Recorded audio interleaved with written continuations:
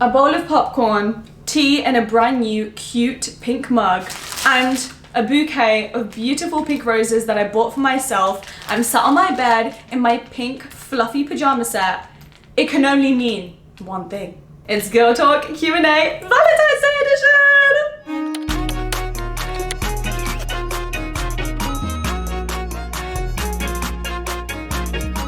Valentine's Day. Whether you're stressed about spending it alone, being freshly single, having to deal with your situationship, in need of some dating advice or perspective on a relationship, I got you. That's what all of the Girl Talk Q&A chats are about, which I have an entire playlist for on my channel. I am always answering all of your dilemmas that you send to me on Instagram, but today's is Valentine's themed. So all of the questions will be centered around self-love, singlehood, dating, and relationship dilemmas. So I highly recommend that you grab yourself a snack, grab yourself a drink, put on a cute PJ set because we are about to spill the tea and also solve the tea. I am about to give you so much advice and we're really gonna get into all of your juicy dilemmas that you sent me. But right before we get into answering all of the questions, I'd like to give a big thank you to Squarespace for sponsoring today's video. Squarespace is the all-in-one website platform built for entrepreneurs to succeed and stand out online regardless of their business expertise or where they are at in their journey. Squarespace makes it super easy for you to create a beautiful website, engage with your audience, and sell literally anything from products to content to time all in one place and on your own terms. And if you're someone, like I mentioned before, who has never dabbled in business before, you don't even know where to get started, Squarespace has also got you because they recently introduced their new feature, Design Intelligence, which uses cutting-edge AI to help you unlock your strongest creative potential. Design Intelligence empowers anyone to build a beautiful, more personalized website tailored to their unique needs and craft a bespoke digital identity to use across one's entire personal presence. So if you've been dabbling a little bit in social media, they are fully going to take that into account. And speaking of social media, if you've been doing something like that where you have clients online, maybe you've been selling classes or services or digital products, again, Squarespace has got you with their invoicing feature. This provides a super easy way for you to collect payments from your clients so that then you can instead just focus on growing your business. On top of that, if you have created a course or you write on a blog or do anything else on social media, you can put all of that behind a paywall on your Squarespace site to allow yourself to have even more revenue streams. So if you'd like to get started, you can go to squarespace.com to get started with your free trial. And then once you're done, head back to this video and use my unique URL, which is squarespace.com/tamkaur. And that will get you 10% off your first purchase of a website or a domain.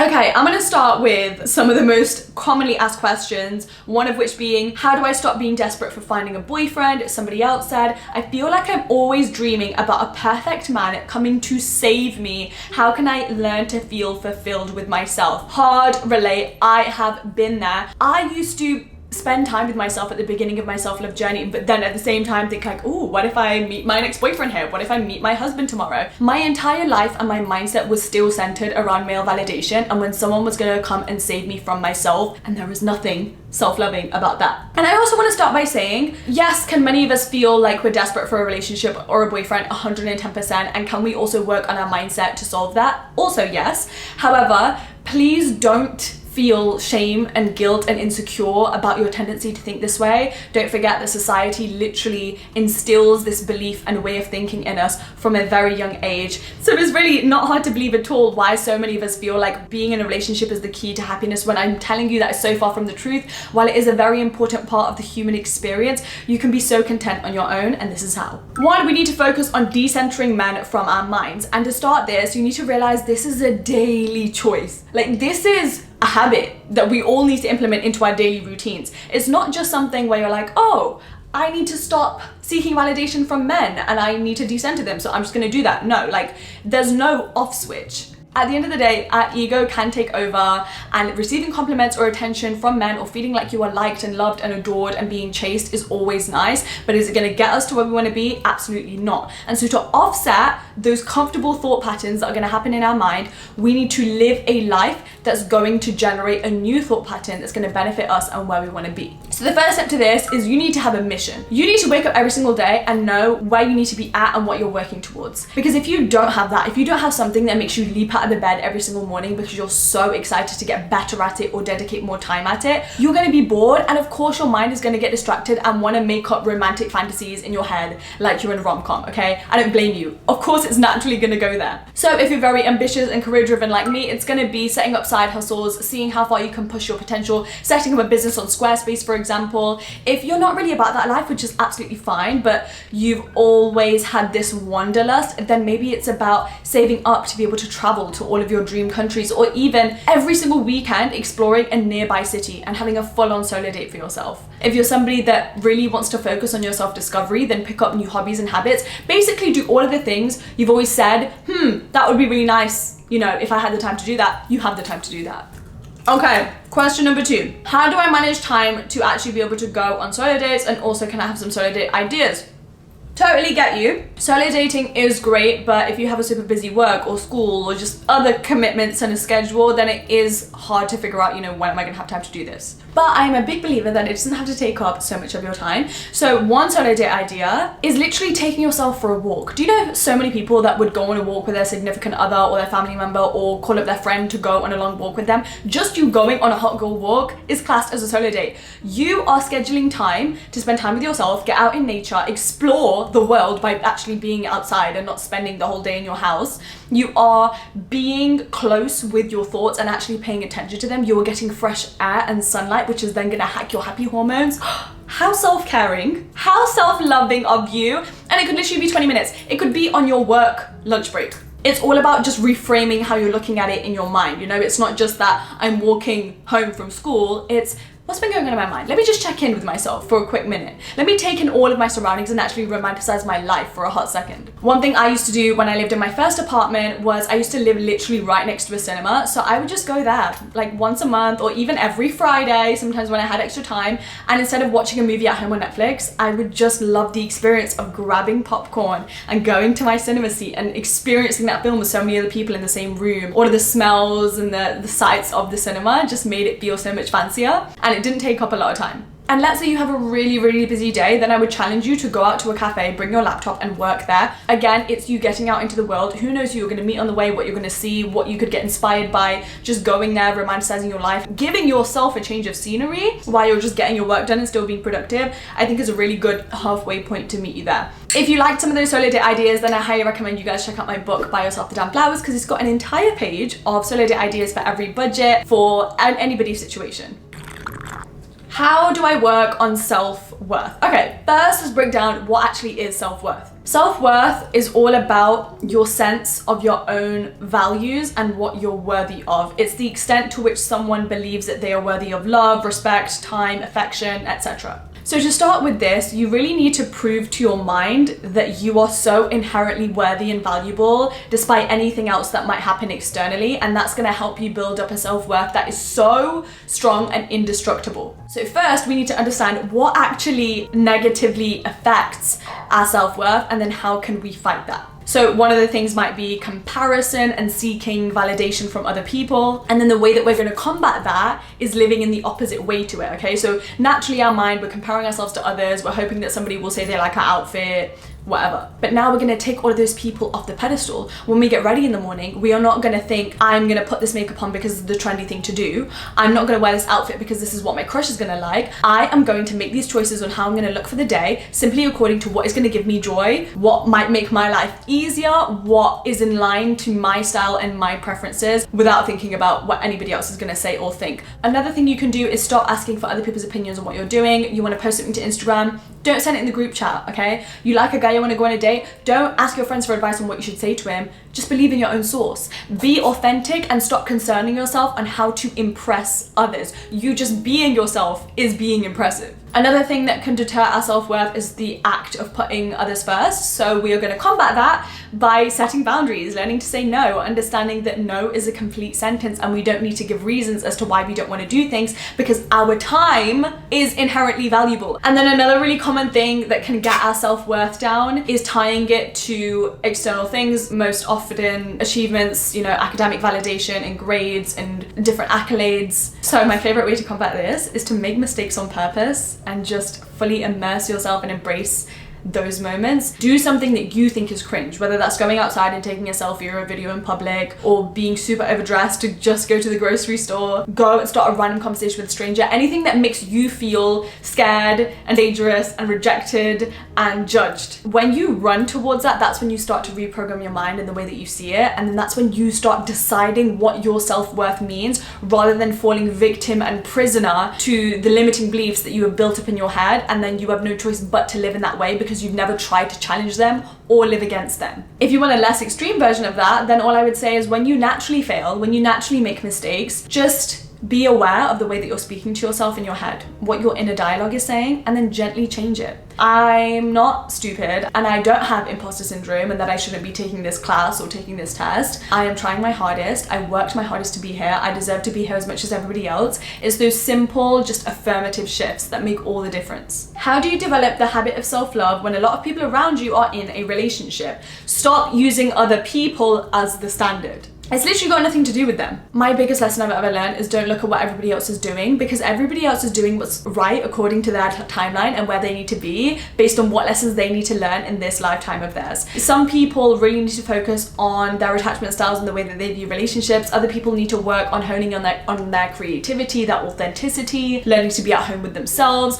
Other people need to work on making money and being super successful, and then that's like the kind of arc of their storyline. If you are comparing yourself to them, you're missing out on so much of your own potential and what you were supposed to achieve. You are exactly where you need to be. I promise you. I was dating so early, like years before my friends ever went on a first date. If they compared themselves to me and then started making life decisions according to how I was living my life, because oh, I'd been in so many relationships and that must be great, that would be so upsetting. They didn't, because they stayed single and they were just happy. The whole time I was dating and in relationships, it was severely toxic. I really didn't like myself. I was talking to people that clearly did not like me and did not treat me right. And from a distance, it could be like, oh, she has her life together and these people like her and she's in relationships all the time. No, like I was suffering. And thank God nobody compared themselves enough to me to make the same choices as me. And so that just goes to show you can very easily develop this habit of self-love if other people around you are in a relationship, because it's got nothing to do with you. It does not affect your ability to be able to confidently buy yourself flowers and take yourself on dates and rewire your mindset and do your shadow work and your journal and do everything that is going to serve you and help you be the best version of yourself possible so that you can live the life of your dreams and also one day find the person that you really want. And if anyone's having any trouble with learning self-love, I have a complete guide to learning it all in this YouTube video.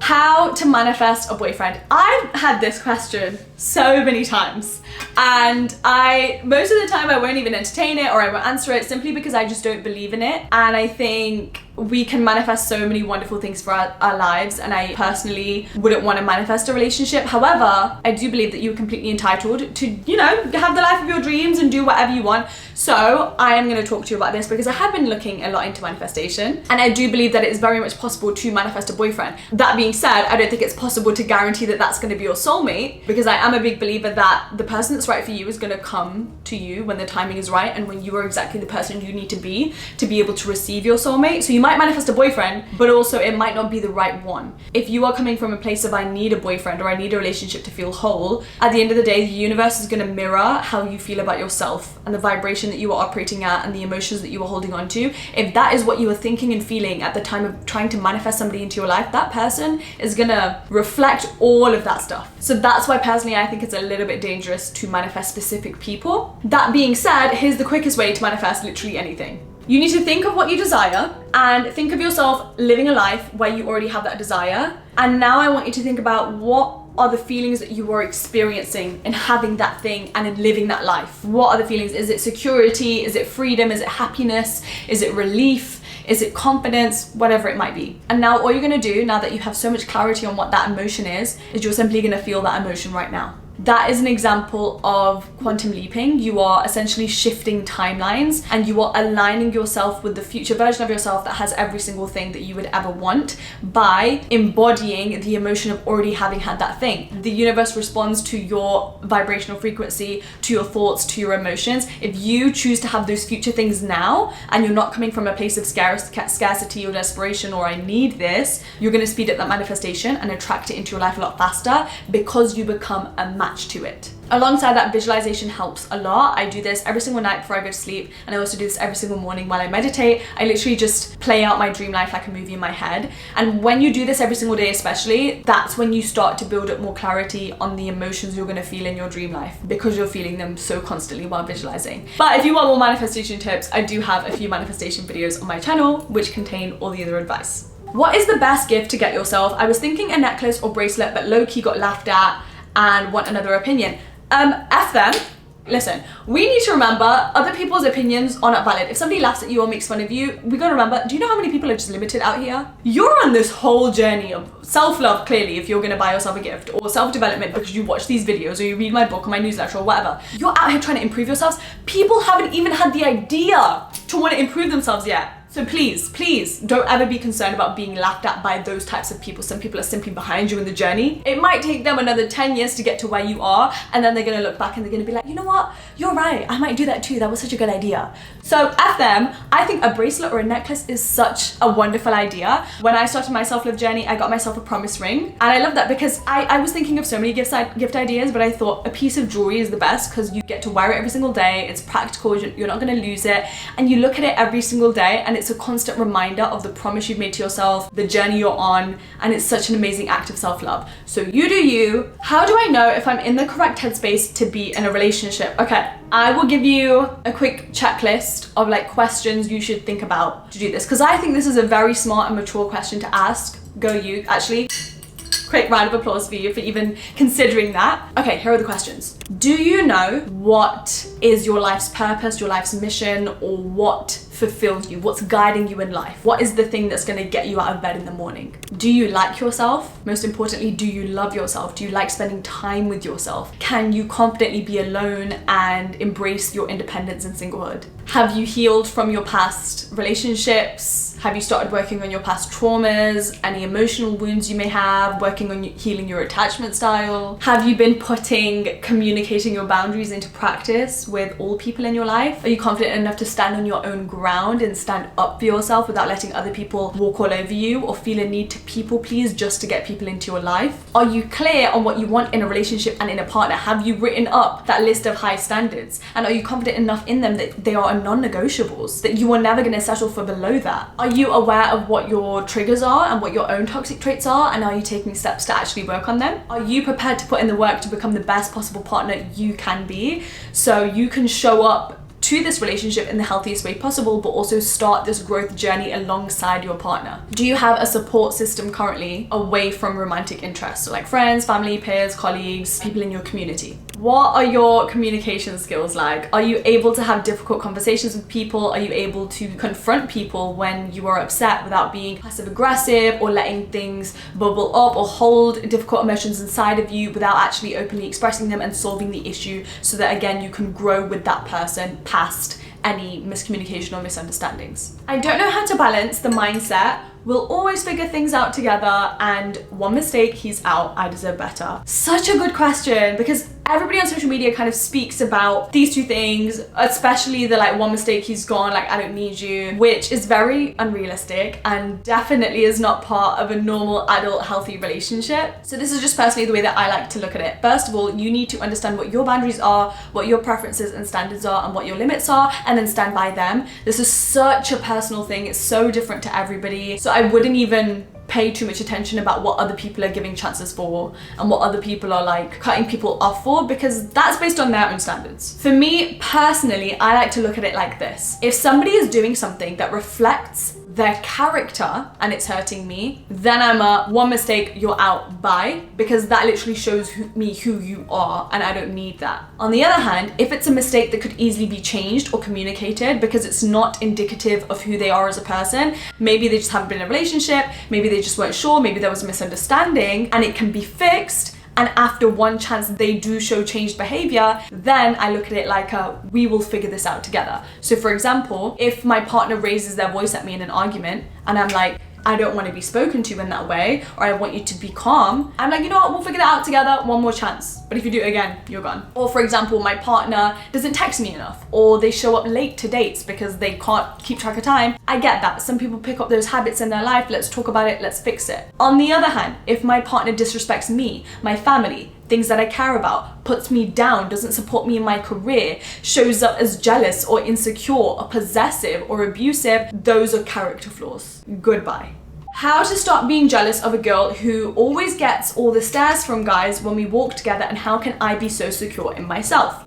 Super easy. Men will literally say that a woman who is successful and independent and is a career-driven, high-powered woman will end up alone and single in one apartment with several cats. No one will ever love her because she's too much in her masculine energy. Now, do you think that that high-powered, super successful, millionaire businesswoman is going to end up alone and unloved and unattractive and no man is ever going to want her and she's not going to have the marriage of her dreams? No. Why? Because women like that get married every single day. Women like that are in healthy relationships all the time. Therefore, proving men's opinions really are just not valid 100% of the time. Men just be saying anything, they just be thinking anything, and that's fine. That's their opinion. Like, you do you. But it just goes to show, like, imagine if a high-powered, super smart, intelligent businesswoman who's like worked for her career, she's so self-made, thought, oh my god, like these men, they like women who aren't that ambitious and want to be housewives, so maybe I should be that too, you know, because then that's going to make me worthy of their affection and attention. No. Okay, no. She's just simply looking in the wrong direction. If she just stayed here, there's all these men that would support her career and love her for who she is and find her so attractive, her ambition and her dedication and her intelligence. Men just like different things. Their appreciation of your friend does not then mean that you are unworthy or unattractive, or that just must mean that your friend is going to beat you in every scenario and you're never going to win just because one small group of guys finds her attractive. Just realizing that is going to help you be so secure and so confident in yourself, because you get to decide the rules, you get to decide what you're worthy of. So there's this guy I really like and he likes me back, but he says he's not ready to commit yet. What should I do?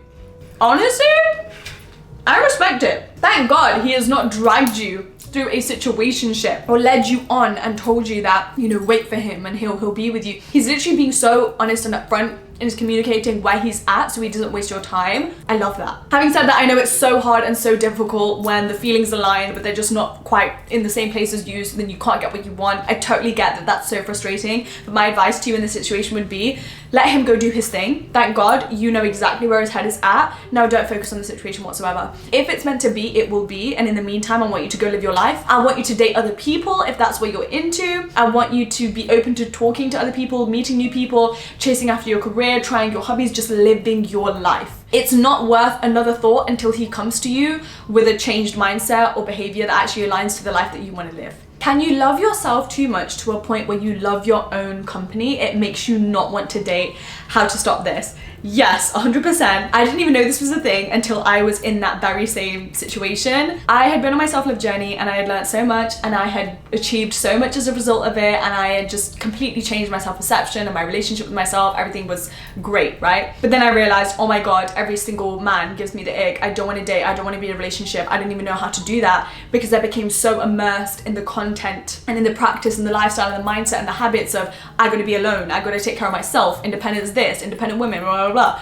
Which is absolutely fine, but I wish I knew back then this is so normal. Like, don't even freak out, don't feel badly about it. Naturally, you are going to feel now so comfortable in this new mindset and new lifestyle of self-love because that's all you've ever known for this extended period of time that you've been on the journey. You haven't been entertaining the thought of dating, and so it's going to feel super unfamiliar and you're just naturally not going to want that desire. Now you need to build up the desire to have it if that's the next step you want to take, just like when you were starting your self-love journey or your confidence journey or your career journey, you had to build up the desire or the ambition to be able to get there. So for me, one huge thing that changed it for me was reading books. Two books that really stand out is Attached by Dr. Amir Levine. That's where I really learned how to work on myself, build up my secure attachment, and learn what a healthy relationship actually consists of, which made me think about it in a better light and made me want to desire it again. And then another one is All About Love by Bell Hooks, an amazing book that teaches you truly what love consists of, what it means, and what it means to give love and receive love. So yeah, my biggest tip is read up on it to normalize it again in your mind, whether it's reading books or listening to relationship podcasts or going on YouTube